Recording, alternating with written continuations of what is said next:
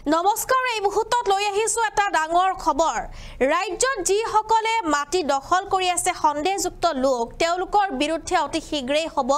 action অতি শীঘ্ৰেই হ'ব তেওঁলোকৰ বিৰুদ্ধে সাৰ্ভে এই কথা উল্লেখ কৰিছে মুখ্যমন্ত্ৰী ডক্টৰ হিমন্ত বিশ্ব শৰ্মাই গতিকে সকলো এতিয়া সাৱধান হওক যি সকলে বেদখল কৰি আছে সন্দেহযুক্ত নাগৰিক তেওঁলোকে এতিয়া সাৱধান হোৱা অতি প্ৰয়োজন কিয়নো মুখ্যমন্ত্ৰী গৰাকী পুনৰ হৈ পৰিছে কঠোৰ সবিশেষ লৈ আহিছো এই মুহূৰ্তত মুখ্যমন্ত্ৰী ডক্টৰ হিমন্ত বিশ্ব শৰ্মাৰ ডাঙৰ ঘোষণা ৰাজ্যত মাটি বাৰীক লৈ ডাঙৰ ঘোষণা কৰিছে মুখ্যমন্ত্ৰী গৰাকীয়ে মাটি বাৰীক লৈ পুনৰ ডাঙৰ ঘোষণা মুখ্যমন্ত্ৰীৰ ভিজিআৰ আৰু পিজিআৰ মাটিত শীঘ্ৰেই চলোৱা হ'ব অভিযান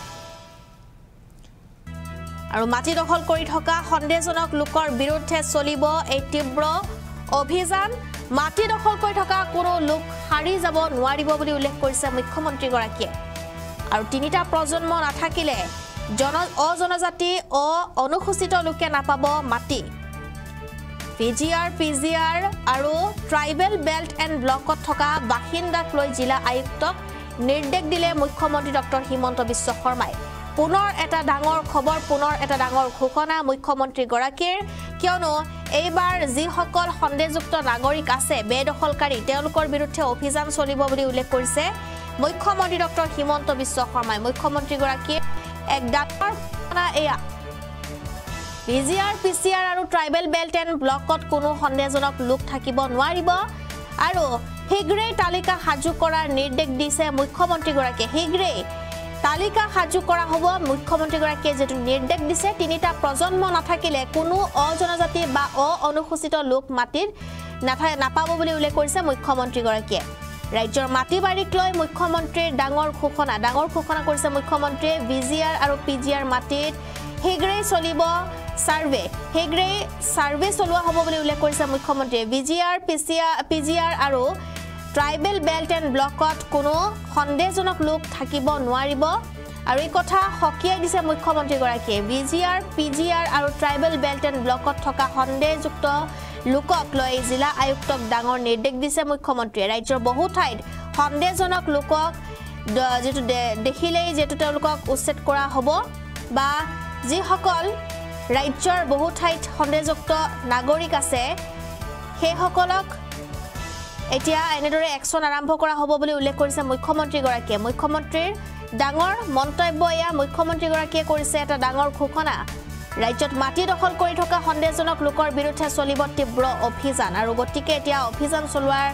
যেটো সময় আহি পৰিছে আৰু কিছু দিন লাগিব কিছু দিনৰ পিছতে এই অভিযান আৰম্ভ কৰিব ৰাজ্য চৰকাৰে গতিকে সকলোৱে এতিয়া সাৱধান হওক আৰু যিসকল সন্দেহযুক্ত নাগৰিক আছে তেওঁলোকৰ বিৰুদ্ধে চলিব অভিযান আৰু অতি শীঘ্ৰেই তেওঁলোকে নিজৰ ঘৰ দুৱাৰ এৰিব লাগিব বুলিও উল্লেখ কৰা হৈছে মন্তব্য আছে সেয়া শুনাবলৈ চেষ্টা কৰিম আমি লখিমপুৰত দেখিছো যে এইবিলাক ঘটনা য'ত হৈছে তাৰ কাষত যিখিনি মানুহ আছে তেওঁলোকে হয় ট্ৰাইবেল বেল্ট এণ্ড ব্লকত আছে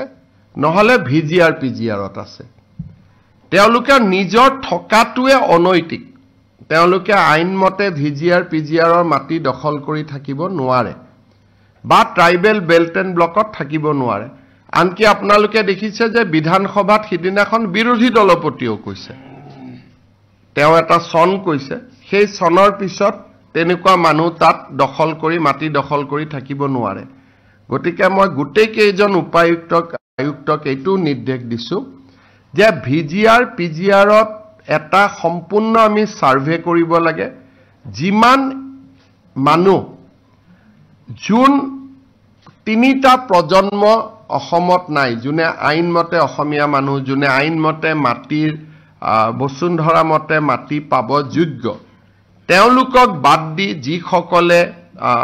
ভিজিআৰ পিজিআৰত বহি আছে আৰু যোন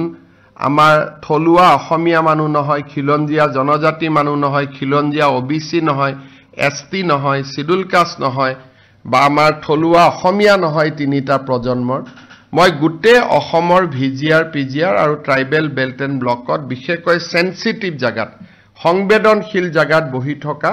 মানুহখিনিৰ এটা তালিকা বনাব কৈছো পিছত আমি আইনৰ সহায় লৈ আমি যি ধৰণে আইনী ব্যৱস্থা ল'ব লাগে আমি ল'ব পাৰিম